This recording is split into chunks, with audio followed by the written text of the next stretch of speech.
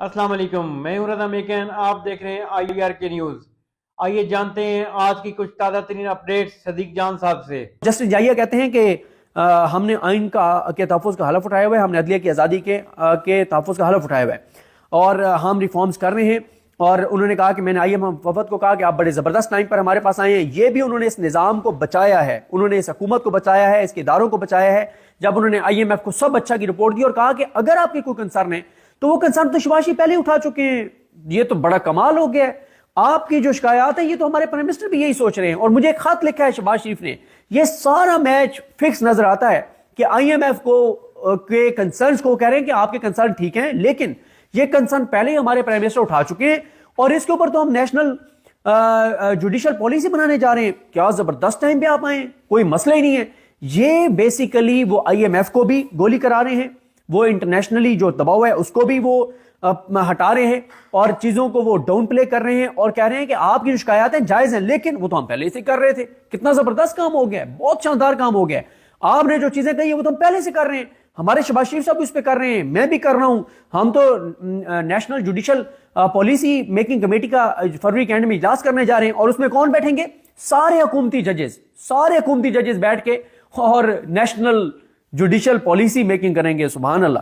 تو انہوں نے کہا کہ میں نے انہیں بتایا کہ ہم نیشنل جوڈیشل پالیسی جو ہے میکنگ اس کا ایجنڈا ہم تیار کر رہے ہیں۔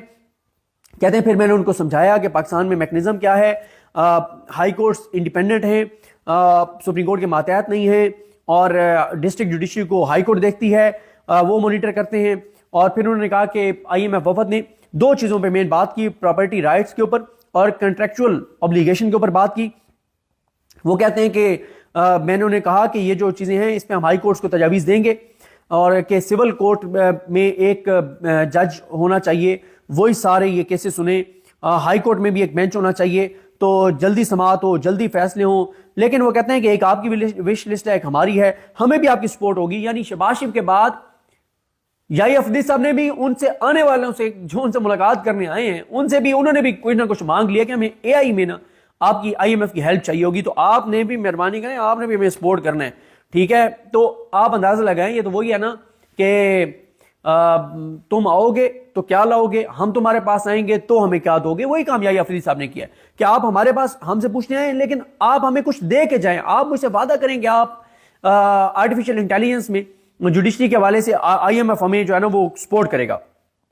اس کے بعد انہوں نے بتایا کہ مجھے شباز شریف کا ایک خط آیا، تو میں نے آئی ایم ایف کے وفد کو بتایا کہ شباز شریف کا بھی اس میں یہی کنسرن تھا جو آپ کا ہے، اور انہوں نے کہا کہ میں نے اٹارنی جنرل کے ذریعے شباز شریف کو سلام بھیجا ہے اور جواب بھیجا ہے، اور میں نے کہا جی میں آپ کو ریٹن جواب تو نہیں دے سکتا لیکن میں آپ کو یہی کہوں گا کہ آپ کی جو تجاویز ہیں وہ آپ تیار کریں، آپ اپنی ٹیم کے ساتھ آئیں۔ اگلے ہفتے پرائم منسٹر وہ کہہ رہے ہیں کہ آئیں گے، ان سے ملیں گے جسٹس جائیہ خان سے، اور جسٹس جائیہ خان اور شباز شریف مل کے ماشاءاللہ عدلیہ کو بہتر بنانے کے حوالے سے مشاورت کریں گے۔ اللہ کی قدرت، اللہ کی شان، یہ بھی وقت ہم نے دیکھنا تھا۔ قیامت کی نشانیوں میں سے ایک نشانی ہے کہ شباز شریف اور نون لیگ کے لگائے ہوئے جسٹس جائیہ خان جو ہیں وہ آپ بیٹھ کے اور عدلیہ کی بہتری کے حوالے سے غور و فکر کریں گے۔ جنہوں نے کورٹ پیکنگ کی ہے، جنہوں نے جج جس طرح کی بھرتی کی ہیں، وہ آپ کے سامنے ہیں۔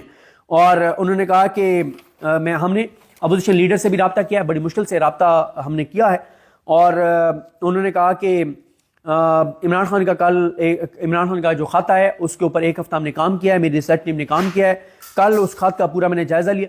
اب ایک ایسے ٹائم میں جب آئی ایم ایف وفد کی ملاقات شیڈول ہو گئی تھی، طے ہو گئی تھی، اس وقت یہ خط کیوں انہوں نے ٹیک اپ کیا ہے؟ اس وقت یہ خط کیوں آئینی بینچ کو بھیجا ہے؟ کچھ تو ہے نا، کچھ تو لنک ہے، ایسا نہیں ہے کہ اس کا لنک نہیں ہے۔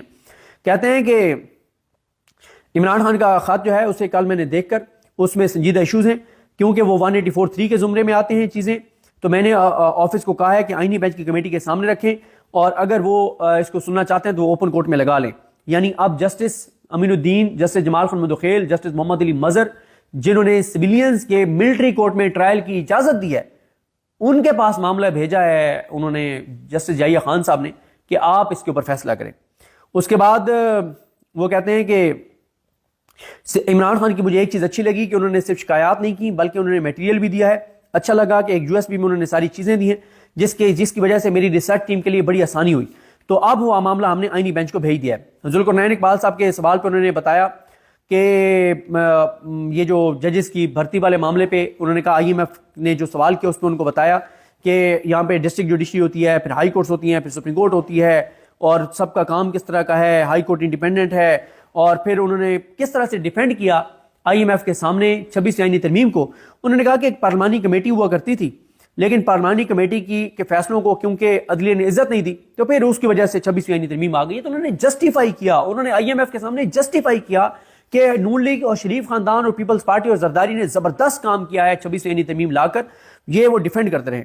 جہاں زیب عباسی صاحب نے پوچھا کہ کس بنیاد پر آپ نے عمران خان کا خط آئینی بینچ کو بھیجا، تو اس پہ بھی انہوں نے بتایا کہ ایک ہفتہ لگا کہ ہم نے جائزہ لیا، اور اس میں کیونکہ چیزیں ایسی تھیں جو آئینی بینچ جن کو دیکھ سکتا ہے تو اس لیے آئینی بینچ کو بھیجا ہے. اور خط لکھنے پہ انہوں نے کہا کہ خط لکھنے کی ججز کی عادت پرانی ہے اور یہ عادت آہستہ آہستہ ٹھیک ہو جائے گی. اب ججز کی کاؤنسلنگ جو ہے وہ شروع ہو چکی ہے. مطیع اللہ جان صاحب نے زبردست انہوں نے بات کی. مطیع اللہ جان صاحب نے کہا کہ جیسے آپ بطور chief justice Pakistan regular interact کر رہے ہیں میڈیا کے ساتھ تو شفافیت کے لیے، اور آپ بہت اچھا کر رہے ہیں، تو انہوں نے کہا کہ جو آپ کے ساتھی ججز ہیں وہ بھی اگر لیٹر لکھ رہے ہیں تو یہ اسی شفافیت کا ایک حصہ ہے، اور اس میں انہوں نے بڑے اہم سنجیدہ قانونی نکات اٹھائے ہیں اور آئینی نکات اٹھائے ہیں.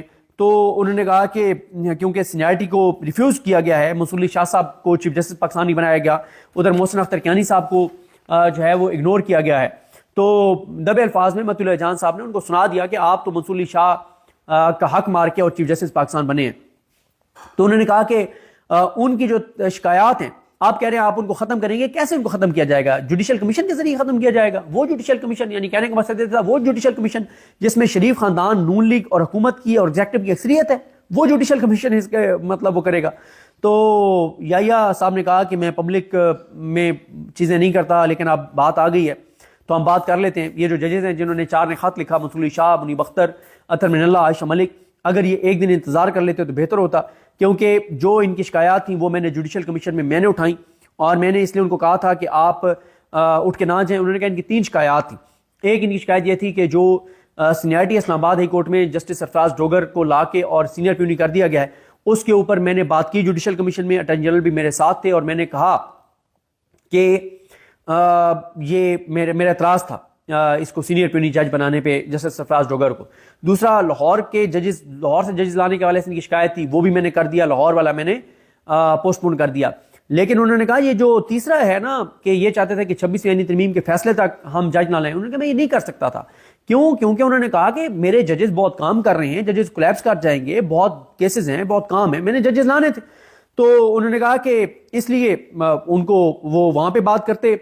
اور باقی انہوں نے کہا کہ جو سینیارٹی والا معاملہ ہے، یہ سینیارٹی والا معاملہ جوڈیشل سائڈ پہ طے ہوگا، اور جوڈیشل سائڈ پہ جب طے ہوگا تو اس میں نہیں بیٹھوں گا. انہوں نے پہلے بتا دیا کہ میں بس جوڈیشل کمیشن میں بیٹھ کے اعتراض اٹھاتا رہوں گا، سرفراز ڈوگر. باقی انہوں نے کہا کہ بس جوڈیشل سائڈ پہ ہوگا. اور جوڈیشل سائڈ پہ کون کرے گا؟ جسٹس جمہوری الدین خان، جسٹس محمد علی مظہر، جسٹس جمال خان مندوخیل، جسٹس مسرت ہلالی، نعیم اختر افغان، ماشاءاللہ یہ جج بیٹھ کے اور سینیارٹی والے ایشو پہ فیصلہ کریں گے. تو پھر ان کا کیا فیصلہ ہوگا وہ آپ کو مجھ سے پہلے پتا ہے، مجھے آپ کو بتانے کی ضرورت نہیں ہے.